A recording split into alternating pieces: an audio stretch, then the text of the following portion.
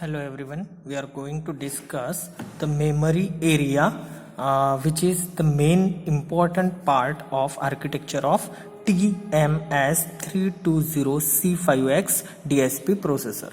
Okay, before going to the main topic, which is memory area, why we are going to study this memory area? Because it is a very important part of architecture of DSP processor.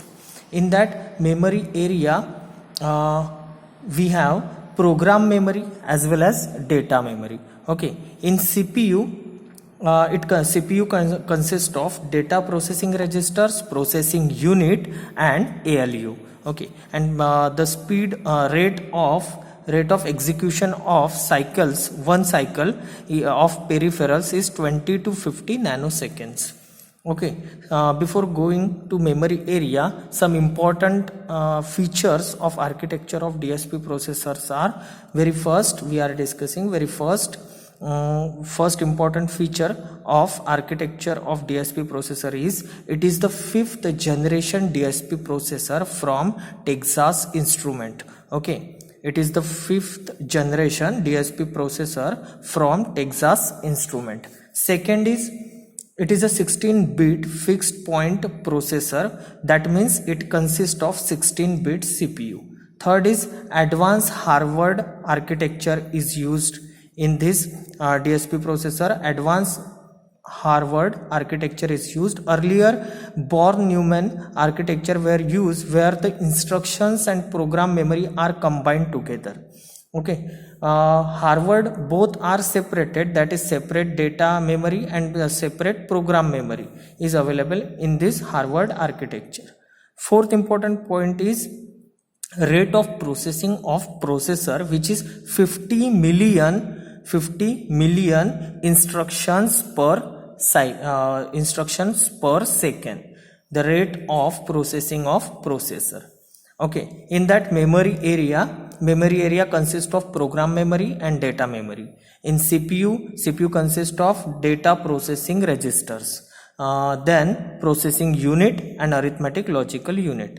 And peripheral instruction cycle timing is 20 to 50 nanoseconds. Single cycle execution timing is 20 to 50 nanoseconds. Now we are going to discuss our main topic, memory area.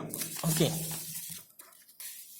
this is the architecture of memory area, where it consists of program bus as well as data bus. It consists of important blocks: program ROM, data program SARAM, data program DRAM consists of block 0, B0, B1 and B2. It consists of 3 blocks: B0, B1 and B2.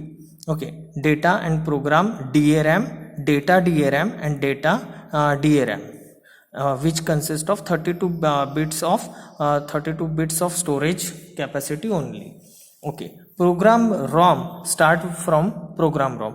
Program ROM consists of storage capacity of 2K to 32K words. It can save or store in between 2K to 32K words. Okay, main purpose used to permanently stored the program. The main purpose of this program ROM is to permanently store the program for specific application during the manufacturing of the chip itself. So the processor has an option boot loading the content of the ROM to external and internal RAM during power on reset. So it can load the content of RAM actually stored in it during the manufacturing time when power on reset happened. So the main purpose of this program ROM is what? The main purpose of this program ROM is this memory is permanent memory. It is written at the time of manufacturing chip itself, and the processor actually load the memory whatever it requires. It will take at power on reset and other devices external prevent from accessing this memory. This is the main purpose of this program ROM. Okay, and the program ROM consists of storage of 2K to 32K words. Okay, second important block is data program SARAM. Okay, data program SARAM is what? SARAM is what? It is a single access RAM. Okay, data and program. The size of this data program SARAM is 1K to 9K words. It can store up to 1K to 9K words, and the main purpose of this data and program SARAM is, it is the memory where we can store whether data memory or program memory or both the combination of data and program memory. It is single access RAM. This is the main purpose of this data program SARAM. Okay, third important block is data program. It consists of 3 blocks: B0, B block, B0, B1 and B2. These three are three different blocks. And DARAM is what?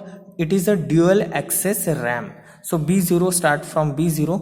B0 is a data program. It consists of 512 storage of 512 into 16. It can store data program and data program. It can store data as well as program and data program. And the size is 512 words it can store. Second block is B0 block. B1 block. B1 block is data DARAM. Okay, it consists of a storage capacity of 512 into 16. Okay, it can store data only. This is the main difference between these two blocks. It can store data only.